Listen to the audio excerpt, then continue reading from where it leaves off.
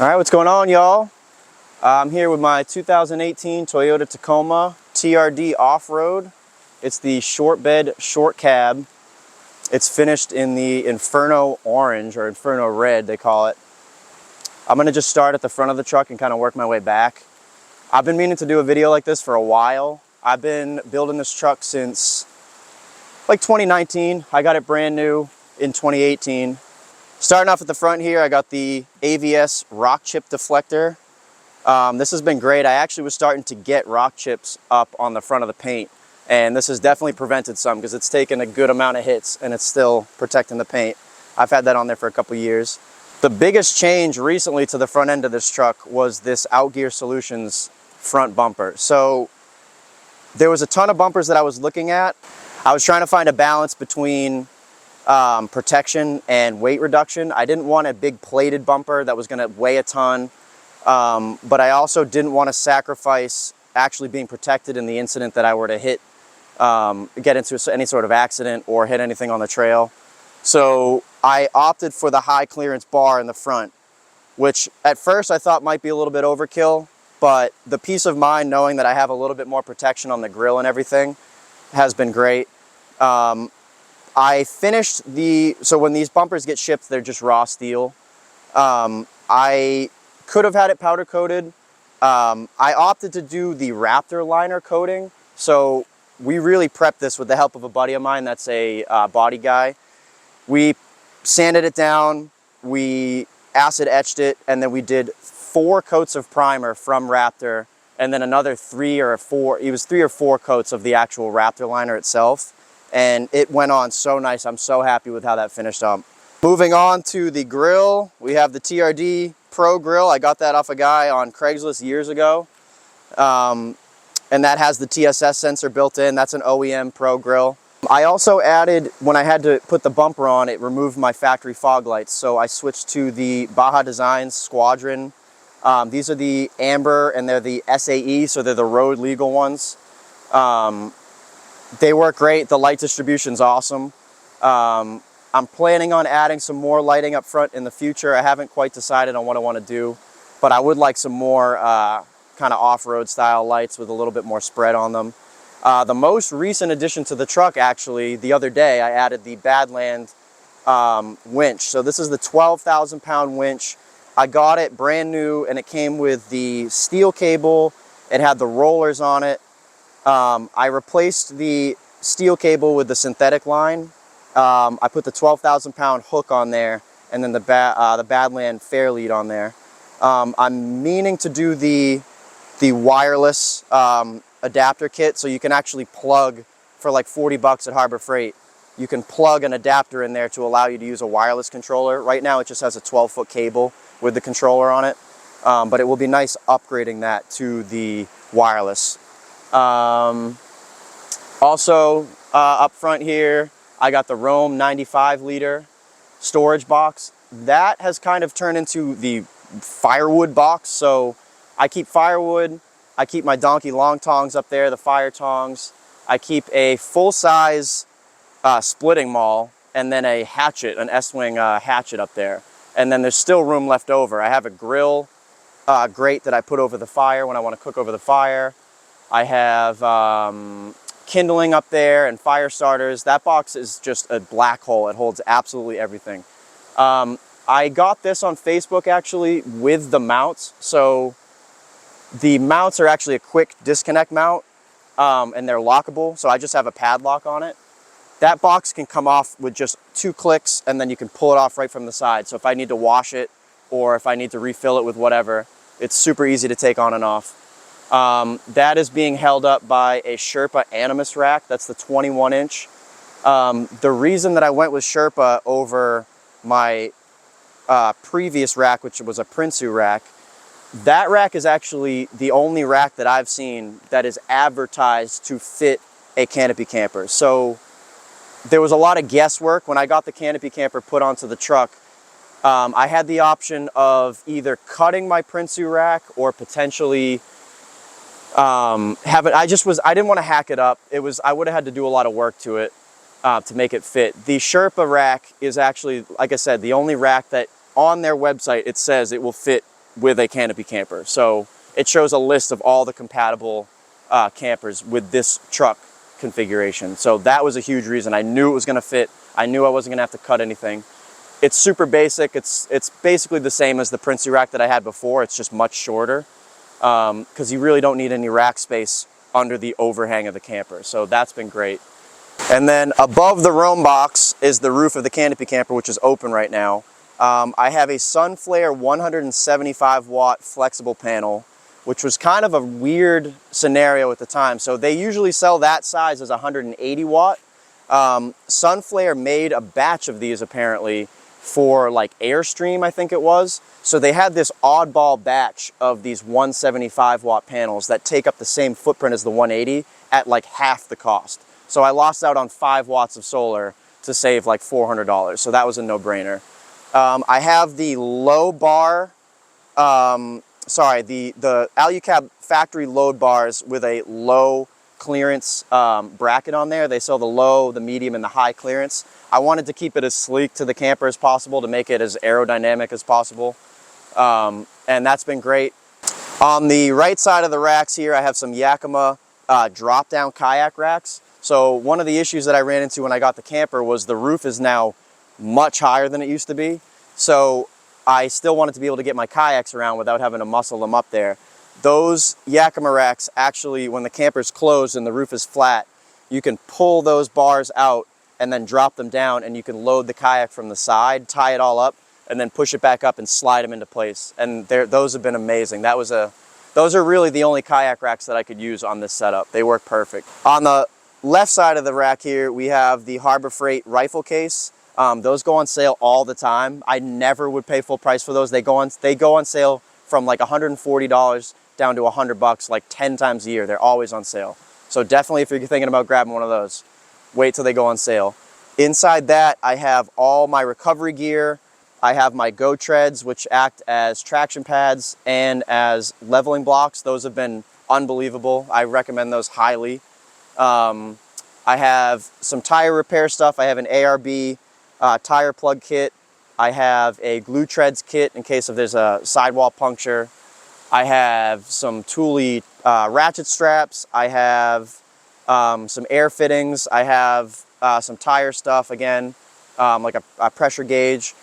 And I have jumper cables up there. So that, again, another black hole on the roof of the truck. Those things, I'm blown away at how thin it is and how much you can actually hold in it. So I highly recommend those. That thing is awesome. And then all the way to the left, sticking straight up, it's actually off right now. My buddy Sean over at DMI Overlanding makes these. These are very unique, very interesting. So it's a stainless steel light that when it's in the closed position, you can see the little clamp on the T-slot of the camper. So in the closed position, it would actually come down like this, and then it gets locked into place with a little strap. But it's essentially just rock lights that are angled downwards on a stainless steel light. So they illuminate the campsite, and they're unbelievable. I love that thing. It's had so many unintended benefits to it, where just little situations where, like the other night, where we were waiting for our friend to come in. He was coming in super late, and I told him it was going to be hard to find us. We didn't have any service, but you can change the colors on those. So I left my light on and told him, hey, I'm going to have the purple light on. When you see the purple light, that's when you're going to know to pull into camp. So it's been such a useful, I bought it because I thought it was really interesting, and it serves so many purposes. It actually also will deter bugs. If you're sitting at camp and you have that light on at your truck, it'll actually attract the bugs, and the bugs will kind of focus on that and leave you alone, which is amazing. If you're sitting by the fire, I've personally seen situations where we're getting attacked by bugs, the sun goes down, we turn that light on, and it's like a cloud of bugs up there. It's crazy. It works really well. That thing is really cool. It has an app on your phone where you can control the brightness. There's a color wheel. There's all sorts of modes that you can mess with on that. That thing is very, very cool. So yeah, if you want to move over here, we can check out the wheels, tires, suspension setup. So I recently, about 2 weeks ago, upgraded my suspension. I was running a Dickinson kit before from Mainline Overland. It was a 2-inch lift. I put about 100,000 miles on it, and it was great. I recently upgraded to the Fox Performance Elite series. These are incredible. So I've had these for like 2 weeks now. The adjustability is insane. So I've actually been able to, I put a ton of miles on road, and then I've been doing a good amount of off-roading, and these are just night and day compared to the previous setup. The adjustability is insane. They're really dialed in for what I'm doing. And then if I want to stiffen or tighten them up, or sorry, stiffen or loosen them up, I can go from off-road settings to on-road settings with just clicks on the bottom. That little orange dial is actually, it's just a couple clicks to the left to loosen it up, couple clicks to the right to tighten it. So that's been great. I was running SPC upper control arms for a while. I had to upgrade to the Old Man Emus because my SPCs were just kind of blown out. I'm planning on rebuilding those and giving them to a buddy. The wheel tire combination that I've went with is the Black Rhino Stadium series. They're a 16x8 with a -10 offset. And then the TRD center cap, I was trying my hardest to find a factory TRD cap that would go right into these wheels. It doesn't exist. I could not find it. I looked every year, make and model. I was back and forth with the dealership. Couldn't find anything that worked. There was actually a guy on Etsy from, I believe he was from Colombia. I wish I could remember his name. I have him in my email, but he made me these caps, and they came out great, just to replace the Black Rhino caps. The tires are Nitto Ridge Grapplers. They're a 305/70/16, so they're like a 34-inch. They're somewhere between a 33 and a 35. They're not a true 33 or a true 35. These tires have been great. They're the E-load, so they're a little bit heavy. My last set of Ridge Grapplers that I had, I put almost 100,000 miles on them. I plugged them up 3 or 4 times. Almost every tire had a plug in them. And the tread wear was amazing. I couldn't believe how much life was left in them when I got rid of them. If I had another vehicle, I would have put them on another vehicle and finished them off. But I wanted to get a bigger tire size, and these have been great. They're really good in the snow. They're really good in the mud. They're quiet on road, and when you air them down and you're actually doing some off-roading, they do a really good job. I've loved these tires. These have been great. So moving along to the side of the truck, the only thing really going on over here is the Body Armor rock sliders. These, to me, have been the best value that I've found as far as rock sliders go for these trucks. They're steel, they're bolt-on, and powder-coated and shipped, they were like $700-something. They were in stock, they were ready to go. I've had nothing but good things to say about them. They act as a good step. There's a little bit of a bump out here, so there's a good step to get access to the roof of the camper. They also are powder coated finish, and the powder coat has held up really well. There's absolutely no signs of rust or anything on these. I've been running these for like a year. They look exactly the same as the day I put them on. I have no complaints about them. They've been perfect. What was happening with mine was it looks pretty level now. I actually got a little bit of rake, which I actually really enjoy, but the rear was sitting pretty low. So these springs had bumped the rear up about an inch, and I'll get in here a little bit closer because I was on my bump stops, and these are big bump stops. I have the Timbren bump stops, but as you can see here, I mean, I'm a solid inch and a half over the bump stops. I'm not on the most level ground right now, to be fair, but I was blown away at how much these actually lifted the truck. Now, moving on to the interior, there's not much going on up front, but in the rear, I actually deleted the rear seats out of this truck. So I did this about 2 years ago, and it was the best decision I ever made. So it's a double cab. I got it because I was planning on having friends come along with me. Turns out, don't have too many friends. And I was realizing that I was just moving the seats all the time. I was trying to store stuff, and the seats were always in the way. They're kind of angled back, so you can't really keep anything level back here.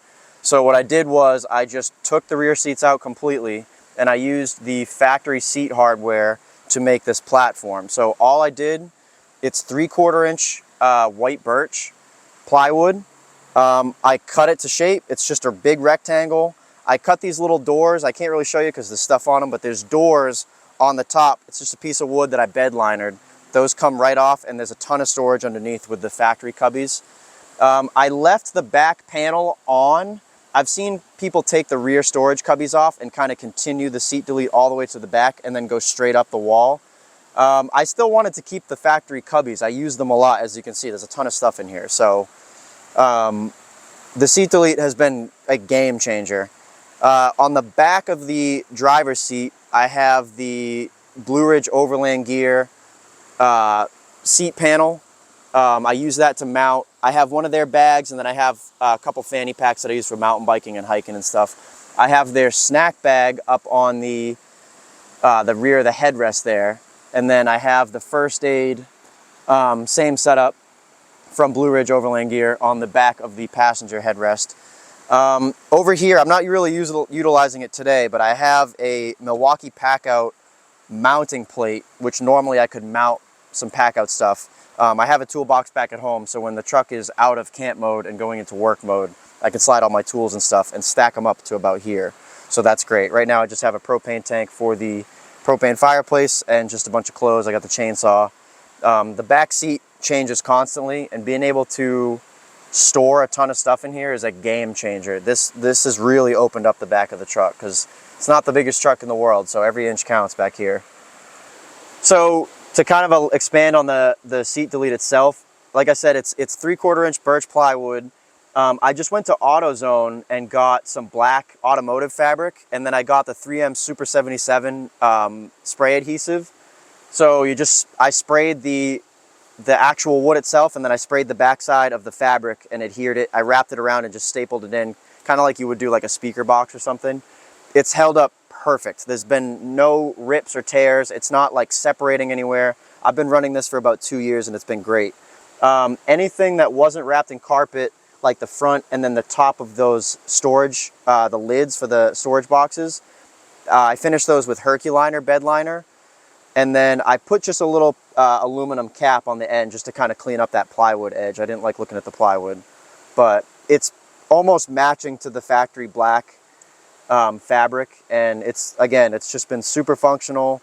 The seats normally would be sitting up to about here, and then they stick out about here, so you lose all that room. No one was sitting back there. There was always stuff in the way. So taking those seats out was a no-brainer for me. That worked out perfect. Coming around to the back of the truck, I also have from Outgear Solutions their rear bumper. This is the high clearance. This is the Sandstorm edition, he calls it. The reason I opted for this rear bumper was because it has these bed protection hoops on the sides. So funny enough, when I ordered the bumper, while I was waiting for it to be manufactured and shipped out, I actually swung the rear end of the truck right into a tree on some ice up in Vermont, and I dented the hell out of the bedside. So had I had these bumpers on with that side protection, it probably would have saved the bed. I had to like have the dents pulled. It was a whole thing, but it didn't end up being too bad. Again, I finished these with the same Raptor liner coating. It's held up awesome. Another benefit of having these hoops is that when the camper is in the closed position, I can actually stand on this and access the roof, so I can flip that light up that we were talking about earlier. I can get into the rifle case. I can utilize the kayak racks. So you can stand on the tire, but obviously these racks or these bars here stand a little bit taller than the tire. So those are an amazing step. They're a good tie down point. You could clip a hammock onto them. They're just good. They check every box for me. They work out awesome. My favorite part of the truck in the rear is the Alu-Cab canopy camper. So I had this installed by Rocco Vehicles up in Framingham, Mass. This is a 2023 model. So the year after, they changed the design a little bit. So this is the 2-sleeper, they call it. The newer model is still called the 2-sleeper, but it just has a different finish. It loses the diamond plate siding, which I personally really like. There's a couple things that are a little bit different about the newer models, but overall it's about the same. So these campers are made in South Africa. They come up through OK 4-wheel drive in New Jersey, and then they're distributed throughout the country to all the dealers. It's a all aluminum camper. They're powder coated black. They look really sleek. The total weight on the camper completely factory is about 450 pounds. So it's on the heavier side of these truck bed campers that aren't slide-ins. As far as like the caps go, it's on the heavier side. It's not too bad, but It's definitely a lot more robust than some of the other campers that are out there. I went with this camper for a million reasons. I could talk about just this camper for 5 hours. They're completely sealed up. As you can see, you obviously lose the tailgate, and it's replaced with a barn door with like a shipping container style latch that's on the back. I'm obviously super biased, but I was looking at campers for over a year. I went to a couple different facilities and really put my hands on a lot of these campers. And I'm convinced at the end of the day that if you're going to get a camper like this, that is not a sliding camper, I don't think that there's a better camper on the market as far as durability and functionality. This camper, in theory, will outlast the truck that it's on. It's all aluminum. There's nothing that can rust on it. They use all stainless hardware. Everything is super, super nice. Not only is this construction of the camper itself, the all aluminum frame and everything, there's a million reasons again why I went with this camper. The other one of my favorite parts about this camper is the tent itself. So Alu-Cab also makes a regular rooftop tent, like a wedge style tent, exactly the same as this one. That's just the tent itself, but this is obviously incorporated into the camper. So the fabric on the tent is blackout fabric. There's 2 layers of fabric, and the blackout properties of the fabric allow you to be inside in broad daylight in total darkness. It's amazing. So when you're in there, you have the side windows zipped up and everything is closed. There's no daylight that gets in. It's almost pitch black in there. It's incredible. The roof of the tent is actually insulated. Rolled up in the front here up top is there's a rain fly that will actually, you undo it and then it rolls down, and then there's zippers on either side with some arms that you can stick out. So there's a rain fly on the front. There aren't any on the sides. I believe the rooftop tents have them on the sides, but the camper, at least for this year, it has the rain fly just on that one window. So connected to the canopy camper right here is the awning. So this is the 270-degree shadow awning, also made by Alu-Cab. This awning is insane. It's super robust. So there's a couple things that I like about this awning as opposed to other ones that are out there. It bolts right up to the truck. Obviously, it's made with the camper in mind. It has a reflective surface on the top of the awning material. So it's obviously great today. We're getting a little bit of rain. So it's great for that, but one of the things that I really like about it is when it's really hot out, you can actually feel how much cooler it is under the shade, under the awning as compared to a regular awning. The reflective material will actually reflect the sunlight. So being under this awning, it's like deceivingly cool in the summer. It's insane. There's actually it's freestanding. You don't need to have any legs down. There is a leg that you can detach here and swing that down to give it a little bit more stability if there's going to be any snow or anything or crazy rain. And then there's straps on each corner where you can pull those out and stake them into the ground.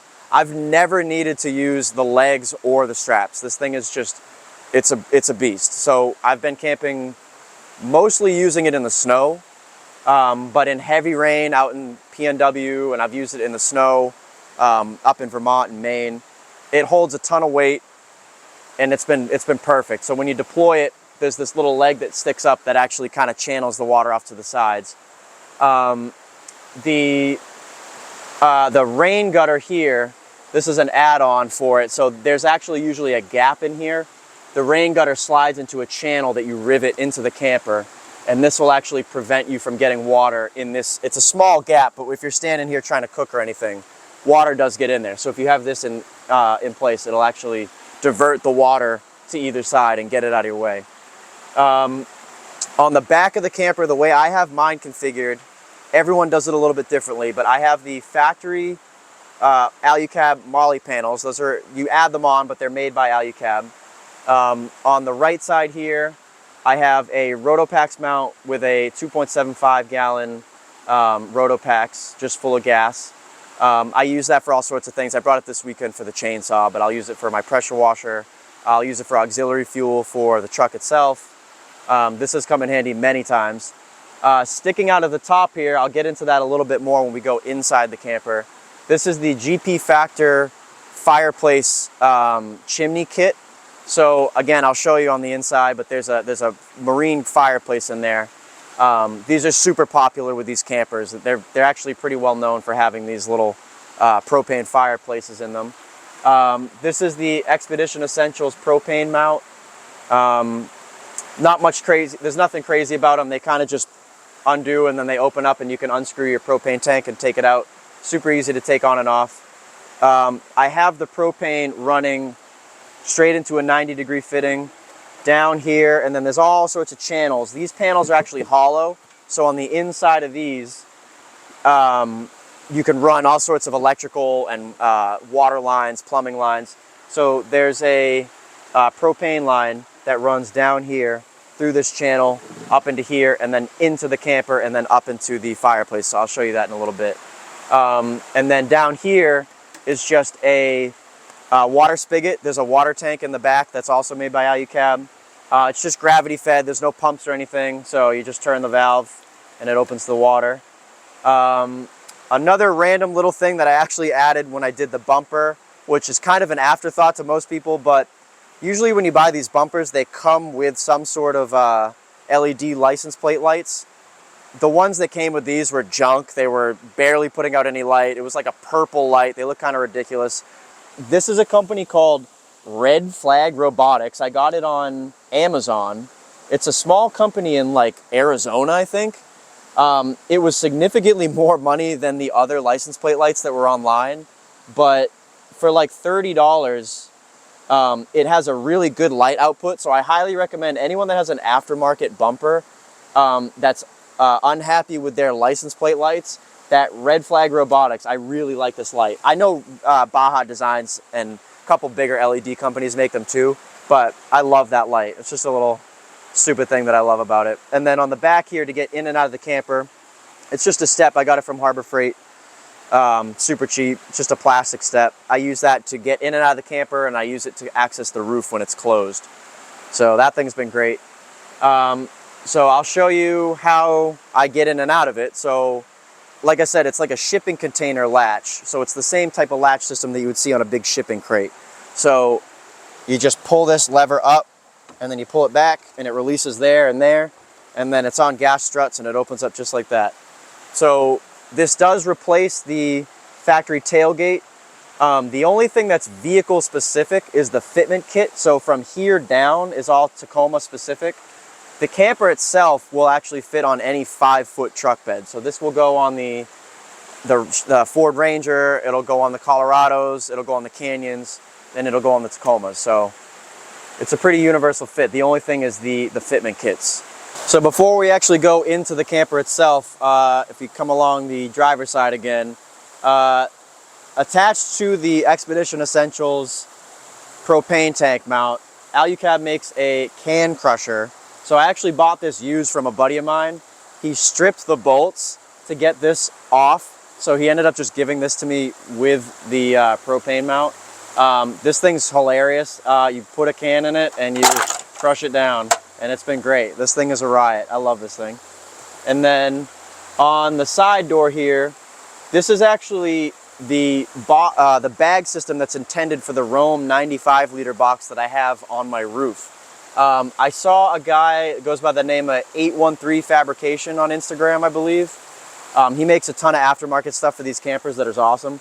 He had a Jeep Gladiator build with a canopy camper, and in one of his videos I noticed that he had this bag set up on the door, and it actually fits perfectly. So all I did was, there's factory holes in the bag to go into these threaded mounting locations on the roof, or on the ceiling of the Rome box.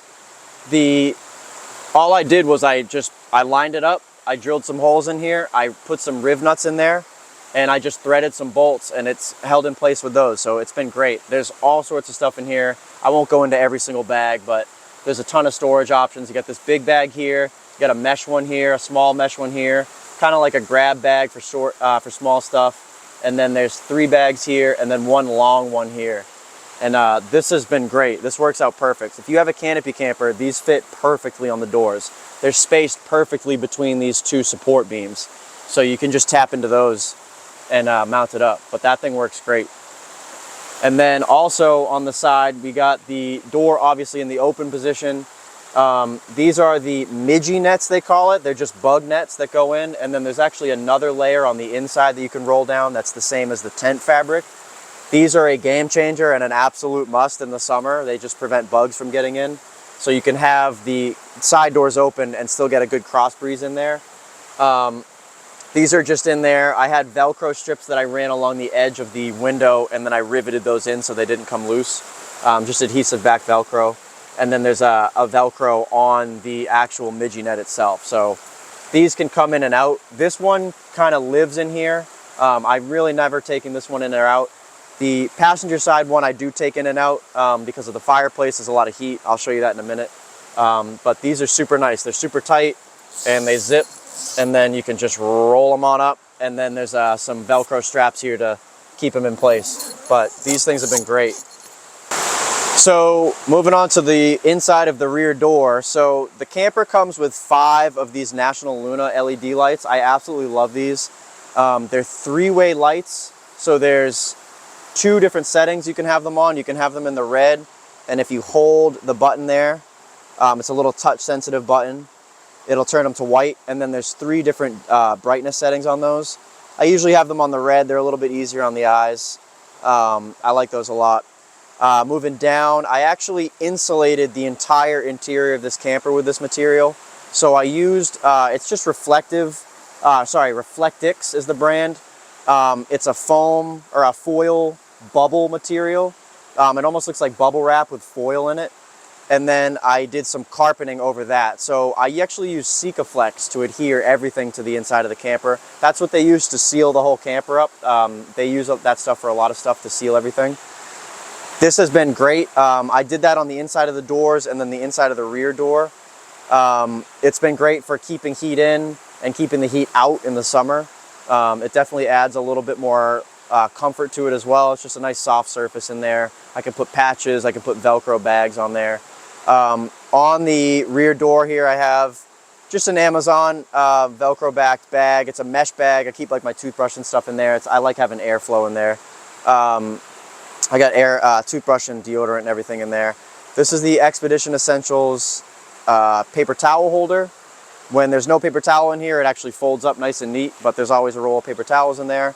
I have a bag from Blue Ridge Overland Gear. That's a bunch of utensils, forks, knives, stuff like that. The bottom half of the door is taken up by the GP Factor drop-down table. These are super popular. It's just a stainless steel table that drops down. And then there's actually a cutting board that slides out that I need to clean. It's just a bamboo cutting board. And then that slides right back in.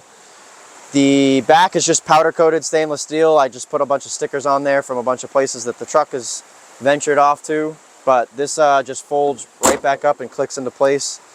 This thing is awesome. That just reminds me I have to clean the cutting board. Moving into the camper itself. So when I had the camper installed, I had absolutely nothing in it. It was completely empty. So I knew I was going to want to insulate it, and I knew I needed some sort of floor setup to actually mount everything to. So all I did was I bought a bed rug setup that just clicks right in. That's a super easy installation. Over the bed rug, I did I believe 1/2 inch, might have been 3/4 inch birch plywood, same wood that I used for the seat delete. I cut it to shape, and then I bed linered both sides of that. I sent some bolts through the bed of the truck, so there's a bolt and a nut on the bottom, and that tightens the floor down. And then on top of that floor, I did just some like laminate flooring from Home Depot, which I really like. Super easy to clean, doesn't scratch up or anything. It was really inexpensive to do. Took almost no time. That was awesome. The cabinet setup that I did, so it's kind of a hybrid between the Milwaukee Packouts and then these extruded aluminum cabinets. So on the left side here, I have my electrical box. So this is all my electrical components. This is my battery, my inverter, all of my electrical connections for everything in the camper run through here. It's all Renogy stuff. I have a 100 amp hour Renogy Smart Lithium battery. I have a 1000 watt inverter, and I have their MPPT/DC to DC charger. So that takes power from the alternator up front, and then it also takes power from that solar panel. That controller has been great because it's just one controller that does two things for me. And it distributes power exactly how I want it to. I haven't had any issues with any of the Renogy stuff. It's been great. I have a carbon monoxide and a propane gas alarm right on the front here. This is a controller that actually you can use for that DMI light that we talked about earlier on the roof of the truck. I usually just end up using the app on the phone, but that does work as well. I just used some 3/4 inch same birch plywood and stained that for the lid. I won't open the box up, but there's hinges on there from 80/20 that actually swing open, and you can access the electrical stuff if I'm rewiring or anything. Super open and super easy to get to everything. It does take up a lot of space, but it's a great flat surface for if I'm cooking in there, if I'm doing anything that requires just a bunch of just flat surface area. It's a good step to get up into the tent, and it's a good seat, so that checks a bunch of boxes for me. Takes up a lot of space, but like I said, it's definitely worth it. I have the inverter switch on the outside here, so when I want to turn on my inverter, I just press that button and it fires up, and there's an outlet on the other side of the box. In the back left corner, I'm kind of geared up for camping for the weekend, so there's a good amount of stuff in here. But in the back left corner, I have the kick-ass 12-volt trail oven, I believe they call it. It's a stainless steel electric oven. That thing's been great. I've mostly used it for reheating food, but you can cook like a full roast in there. It's been amazing. That thing's awesome. That's the older model. There's just two dials, one for the temperature, one for the time. You can only run it for 2 hours at a time, so there's no risk of overcooking anything. That thing's been awesome. I have that mounted to actually a hinged lid. So there's a storage compartment down below that I house my portable shower, and I put dirty clothes in there, and there's all sorts of room in there. In the middle of the channel here, there's a Set Power RV45 12-volt fridge. Super inexpensive fridge. I was looking at all the other ones, the ARBs and the Dometics, and they are nice, but they just have functionality that I don't need. And that thing has been running for 2 years straight with zero issues. There's actually a removable divider in there. So it's a dual zone fridge freezer. You can have it a fridge, a freezer, or you could pull that divider out and have it all fridge or all freezer. I've never needed to use the freezer. I just use it as a fridge.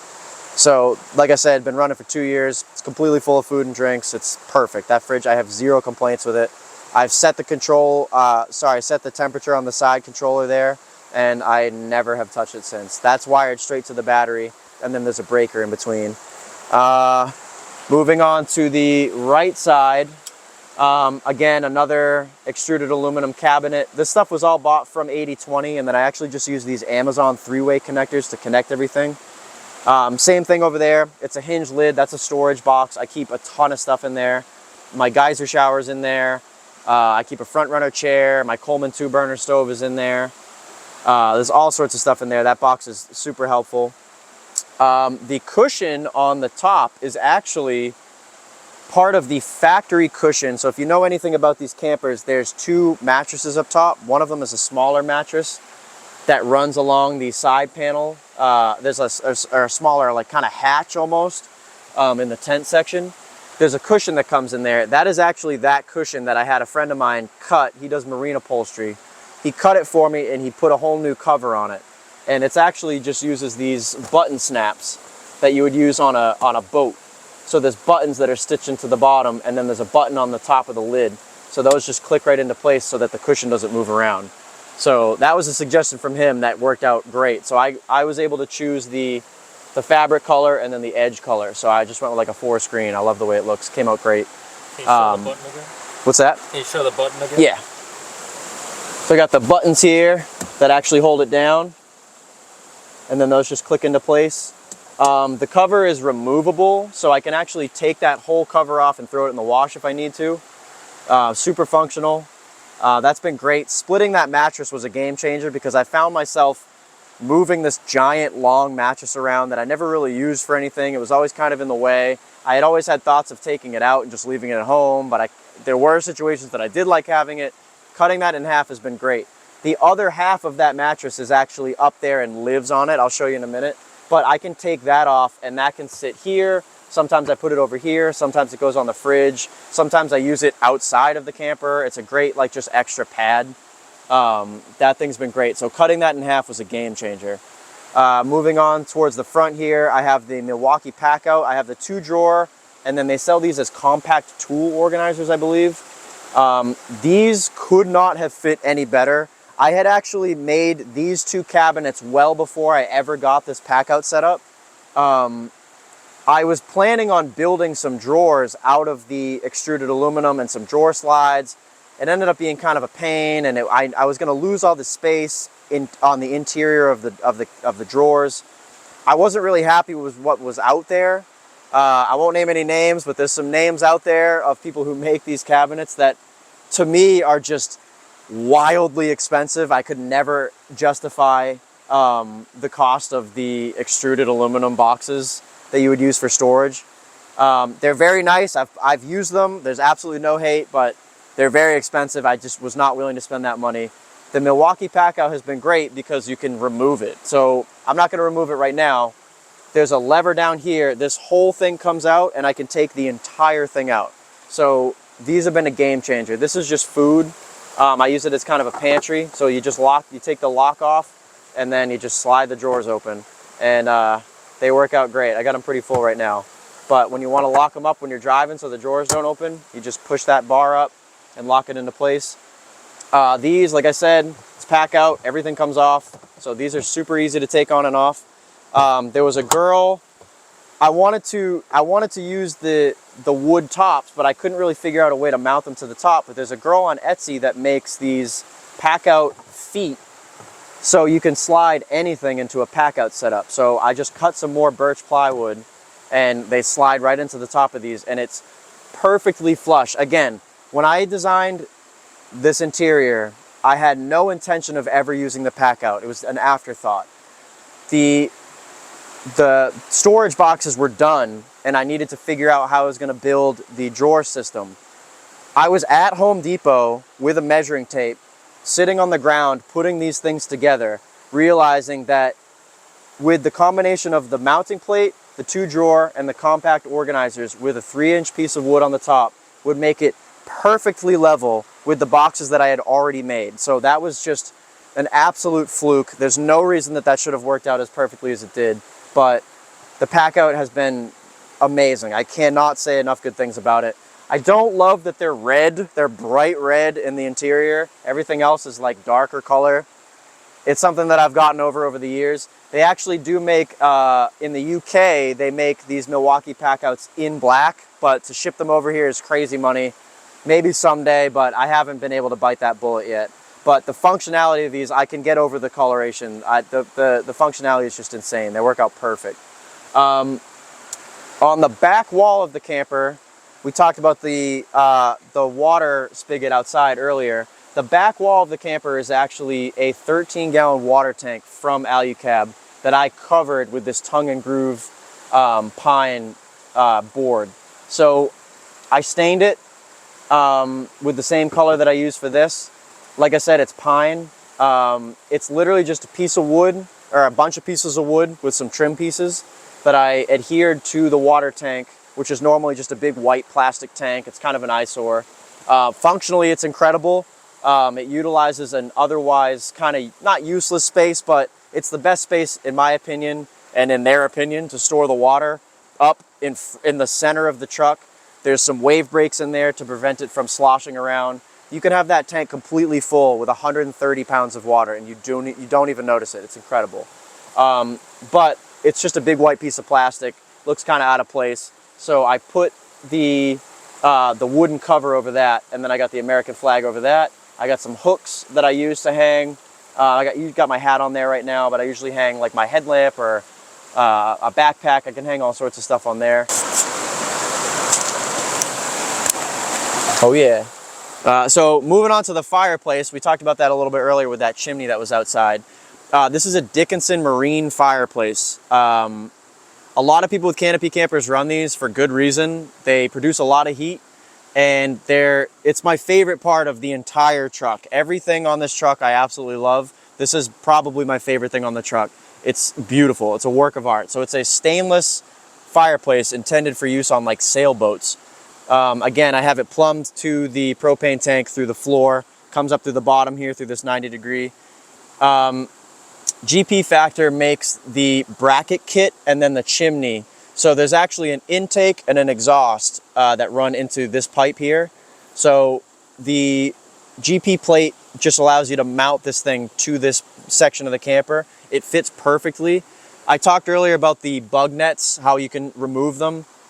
During the summer months, I'll throw the bug nets on this side, but in the winter, I remove the bug nets because they kind of make contact with the fireplace here. I just don't want them to get too hot. But again, this thing throws off a ton of heat for what it is. It throws the heat when you're laying up in bed. The heat goes right up into the sleeping area. So this thing has been great. This thing gets so much attention. It's crazy. This thing has been absolutely perfect. I've had zero issues with it. A cheat code for anyone with an Alu-Cab who is running one of these Dickinson fireplaces. I mounted on the back, I did a little adhesive backed piece of steel so that you could put magnets on it. I don't know, I know a lot of people that are running these Drift air fresheners. I've been buying those for years. I usually put them on the inside of the truck. I found that if you put one right behind the chimney of the fireplace, it heats it up and it makes such a nice smell in the camper. It like really accentuates the smell of these Drift air fresheners. So every month I get a new air freshener that I throw on there, and it makes the inside of the camper smell really nice. It's great. So this was that back little trap door I was talking about earlier, the little hatch. So this is the smaller section of the bed platform. I have both platforms in the up position right now. This position is usually where I keep this platform when I'm actually up in bed going to sleep. The heat from this fireplace will rise up through that little space and go up into the sleeping area like I mentioned before. On the back side of this hatch door, I have these little nets. I got them on Amazon. They have Velcro. They're super simple. A lot of people run these. I use these kind of as stuff sacks. Right now I got a towel and a rain jacket and a hat in there. I got a book that I'm reading, and I got a headlamp in that middle one, and then I have a bunch of electrical components in that other one closest to the other side there. There's a lot of wiring and stuff in there. I got my Leatherman up there. This door, like I said, it does move. So when you're in the camper and you're closing it up to actually close the tent down, that just comes down into that position there. So that's where the cushion would normally sit up there. So the cushion that used to live up here is the cushion that I actually cut in half. When the bed is in the up position, there's actually a surprising amount of storage underneath the bed platform. Right now I just have all my clothes under there for the weekend. I have more of these Velcro nets that I have more clothes in. I got a little notebook in there, and I got an empty one that's just kind of like a last second, like a stuff sack. There's a ton of storage up here. Like I said, running along the perimeter of the camper is these string lights, and I have the controller for that up here, which is just plugged right into a USB-C. Those have been great. That adds a little bit of accent lighting to the inside of the camper. So when the sleeping platform is down, you just undo this latch, which I added for a little safety feature. The bed actually just drops right down like this, and now you're ready to go to bed.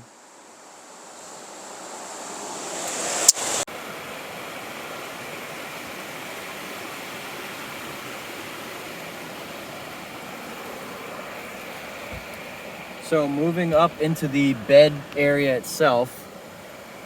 So this is what I got going on up here. So from the factory, this camper actually comes with a white fabric roof. I was not a huge fan. The older models came with a black fabric. So what I opted to do up here was using that same pine board that I used for the water tank and for the side panels of the doors. I actually was able to put a wooden ceiling on the roof of the camper. So the way that I did this was with a adhesive backed Velcro, and then I put that on a whiteboard material, which was like it's like a fiber board with the whiteboard on the other side. The whiteboard side was the side that accepted the adhesive backed Velcro. And then from there, with the wood on the other side exposed, I just took some 1/2-inch nails in a nail gun and just shot a bunch of nails into that board. So I've actually peeled this back and checked underneath to see if there was any sort of any moisture building up or any sort of damage to the fabric. The fabric underneath is perfectly fine. This has been in for about a year now, and I could not be happier with it. It adds a completely different feel to the sleeping area up here, and it reflects a ton of heat from the fireplace when the heat's coming up here. This thing gets real toasty. Like I said, no damage to the fabric underneath, and it hasn't sagged, it hasn't shown any signs of distress or wear, doesn't make any noise. I don't have to do anything with it. It's just been a complete set and forget project. It was a thought that I had for a while, and I'm glad that I finally did it. It was a ton of work, but it ended up working great. These storage bags here are factory bags from Alu-Cab. They come just mounted to the roof. I use those for t-shirts, underwear, socks. You could fit an entire wardrobe in those. Those are huge. The bed, I actually upgraded the mattress to the Hest mattress. The factory mattress in these was not bad. It was pretty similar to other rooftop tents mattresses on the market. Wasn't anything exceptional. The Hest has been one of the best upgrades I've made to this camper. Extremely comfortable. I get a really good night's sleep every single night in this camper. It's been actually absolutely perfect. It's a good mattress if you're a side sleeper. I got it on sale about a year ago, and it's been great ever since. I got a Pendleton wool blanket here, and then I got my Thule actually makes a sheet set for their rooftop tents that fits this Hest mattress perfectly. And then just some MyPillow pillows. But yeah, this bed is super, super comfortable. This is just a good view from inside the camper. Like I said, this hatch drops down. Got another Pendleton blanket here. This is actually the other cushion that I was talking about. So this goes right on down here. So I can have it there, or if I want to have it on this side, I can have it over here. Or if I want to move my bag here with my clothes, I can move that over. And it happens to fit perfectly right here as well. So there's a good place to sit. This mattress doesn't get used a whole ton, but I'm glad I keep it in here. It works great.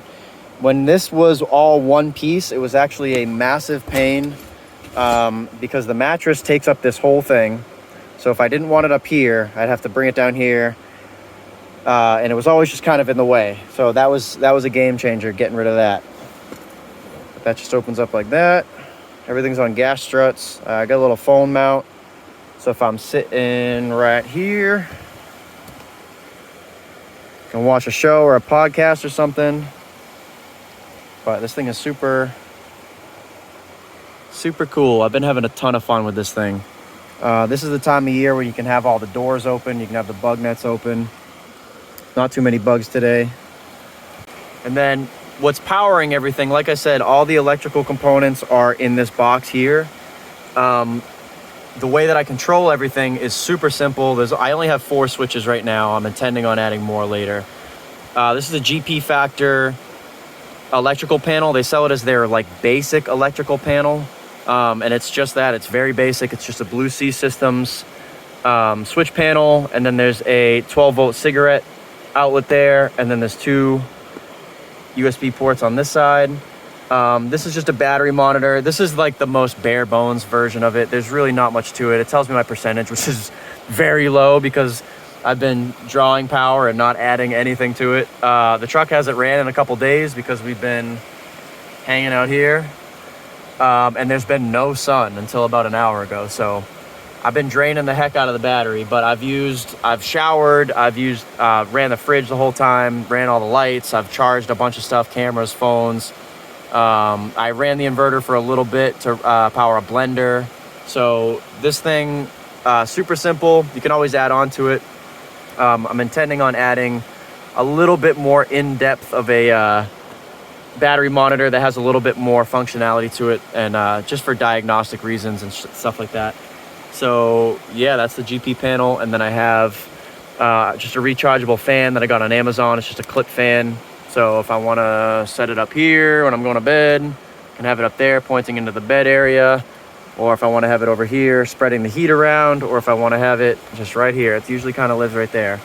But yeah, that's pretty much it for the interior. One of the recent things that I did was I got one of these. It's actually a cereal box. It's a plastic cereal box, but I've been using it as a trash can. So that was a nice little cheat code. But yeah, that's the old canopy camper.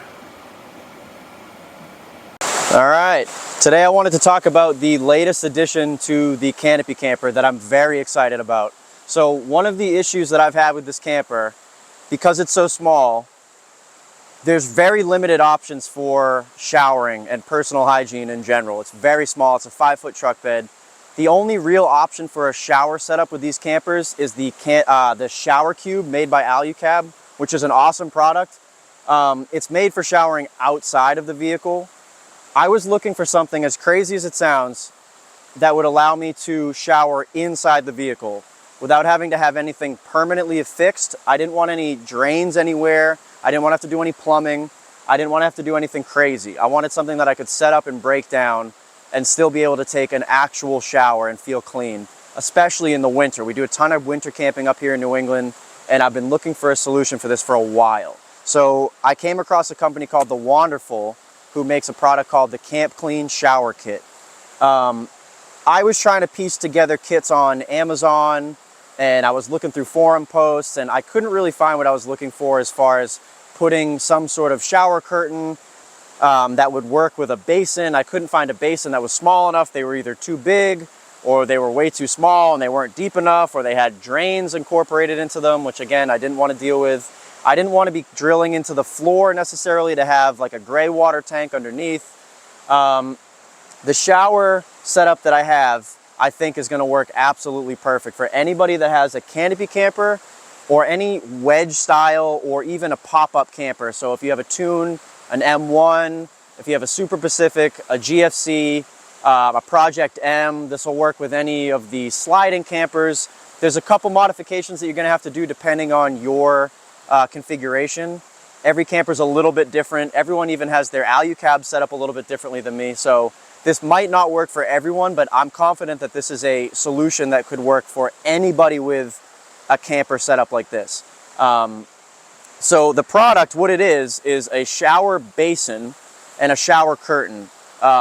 Much like what I was talking about before. I was trying to piece kits together myself. They don't really make something that is an all-in-one kit that is going to do what I need it to do. So what this is just, again, a shower curtain with these clips that hold it to what's supposed to be the back of a van. So they market these for van use. So all of the photos online that I've seen, if you can picture the back of like a Sprinter van or a ProMaster, the doors open like this.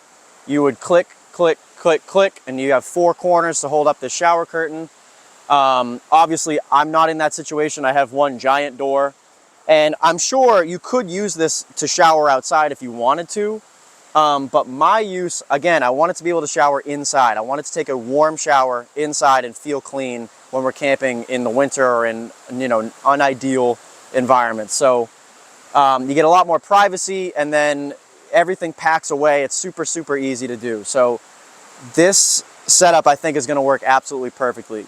The difference between the basin in here and the basins that I've seen online is the footprint is really small and it sits really tall. I don't know the exact height measurement. I know it's a 16 by 16 square base, and it comes out at least a foot. So the key to the whole setup, though, is not just the shower basin and the shower curtain. It's the shower itself. So as you can see, the shower curtain really channels everything into that basin. So I had no water get anywhere. Everything was perfectly dry on the outside of this. My geyser shower lives in this cabinet. It's always just plugged in. I have it plugged into my electrical panel over here. This was the sponge that I was talking about earlier. So the geyser shower just pumps water into the sponge, and then as you knead this sponge and you squeeze it, it just pumps fresh water into it. So it's heated water. It's 100-degree water. And like I said, I just hit a bar of soap on this and you lather up, and then you can just rinse off with this and you're done.